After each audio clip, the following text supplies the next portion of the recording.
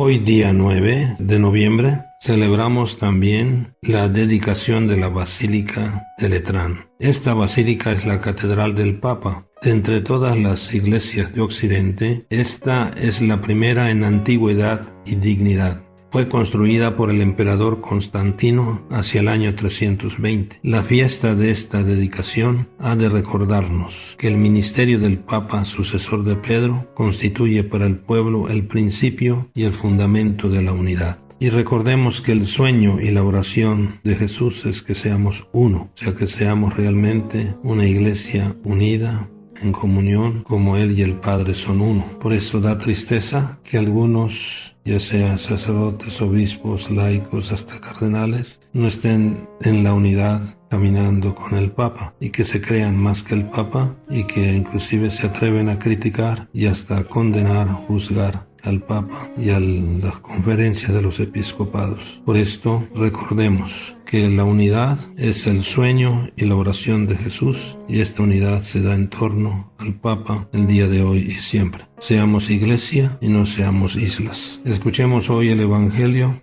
de San Juan en el capítulo 2, versículos del 13 al 22. Cuando se acercaba la Pascua de los judíos, Jesús llegó a Jerusalén y encontró en el templo a los vendedores de bueyes, ovejas y palomas, y a los cambistas con sus mesas. Entonces hizo un látigo de cordeles y los echó del templo, con todo y sus ovejas y bueyes. A los cambistas les volcó las mesas y les tiró al suelo las monedas. Y a los que vendían palomas les dijo: quiten todo de aquí y no conviertan en un mercado la casa de mi Padre. En ese momento sus discípulos se acordaron de lo que estaba escrito: el celo de tu casa me devora. Después intervinieron los judíos para preguntarle: ¿qué señal nos das que tienes autoridad para actuar así? Jesús les respondió: destruyan este templo y en 3 días lo reconstruiré. Replicaron los judíos: 46 años se ha llevado la construcción del templo, ¿y tú lo vas a levantar en 3 días? Pero él hablaba del templo de su cuerpo. Por eso, cuando resucitó Jesús de entre los muertos, se acordaron sus discípulos de que había dicho aquello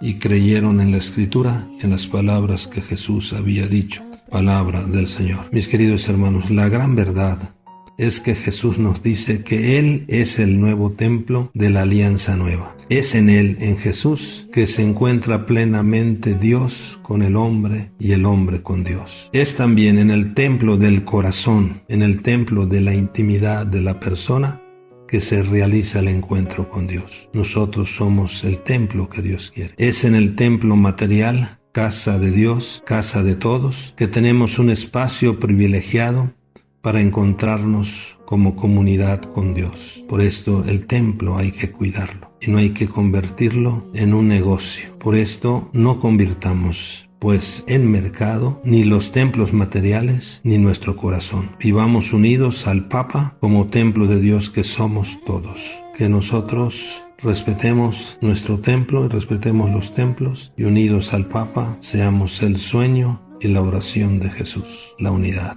su verdadera familia. La Basílica de Letrán, recordemos, es la catedral del Papa en Roma y es la iglesia llamada madre y cabeza de todas las iglesias de Roma y del mundo. En esta fiesta se expresa la comunión de todas las iglesias católicas con el Papa como obispo de Roma y obispo universal, que, como escribió San Ignacio de Antioquía, preside a todos los congregados en la caridad. Seamos piedras vivas de este templo que quiere el Señor, y que nuestro corazón sea un templo donde nos encontramos con Dios para amarnos como hermanos. Bendiciones, paz y bien para todos.